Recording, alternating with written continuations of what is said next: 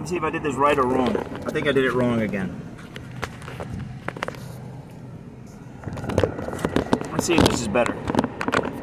Apologies for the midstream reorientation. I think that's right. Alright guys, it's so hot out here.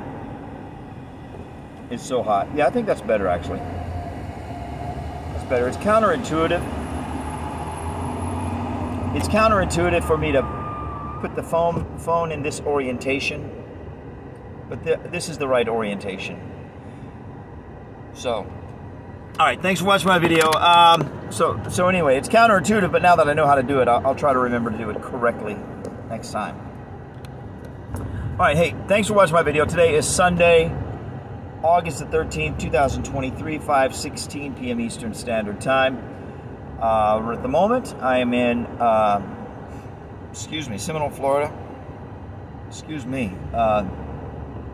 United States of America. Thank you for watching my video. 5:15 p.m. Eastern Standard Time. Alright, so today I want to talk about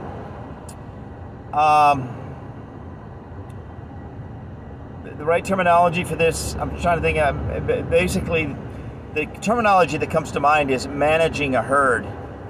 That's terminology that comes to mind, but it's not really the terminology I want to use. I feel like there's better terminology out there. That terminology being, yeah, I think this is it actually, is influencing public opinion.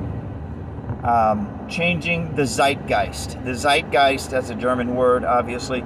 Zeitgeist means like the collective consciousness, the collective opinion about any given subject, or I think specifically zeitgeist means like the collective opinion about everything in general. Just like if you could characterize it or personify it or turn it into interpret it as a drawing, or it would be like an overall view. But you can also use it more specific with respect to a specific, to like a particular subject.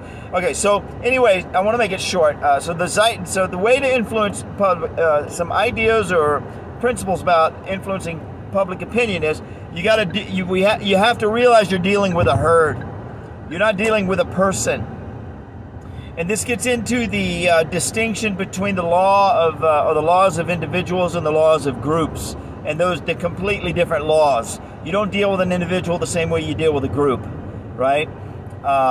Insurance works on the basis of law of large numbers. Insurance works on the basis of law of groups, the laws of groups, without getting into too much detail and chasing a rabbit. But long story short is the way you deal with an individual is much completely different than the way you deal with a group.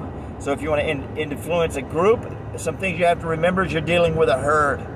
And if it's a group of any size, then the herd is much more numerous than you and your friends, your influencer friends. Okay, so the thing of it is when people are talking about things with respect to the group, they have to be subtle. They have to be suggestive. They can't be really direct and clear and dramatic, right? The problem with being direct, clear, and dramatic when you're dealing with a group and you're talking about changing their state, changing the state of their existence, changing their zeitgeist, changing their opinions about things. The problem is if you come in clear, direct, and dramatic, you run the very stark and real risk of upsetting somebody. Now, what's the problem with upsetting somebody? The problem with upsetting somebody is, you think about it like you're managing a herd, right? If you take too strong of an approach to a given cow, let's just say the herd is a herd of cows, then you run the risk of upsetting that cow. And then that cow has friends, right? If that cow gets upset, his friends are going to get upset. And all of his friends have friends. So you run the risk of creating a stampede, right? So you don't want to say things that upset people in the crowd, even a single person, unless you're absolutely certain that you have the situation under control and you're absolutely certain that that person has no impact or influence over other people, or that cow has no impact or influence over other cows.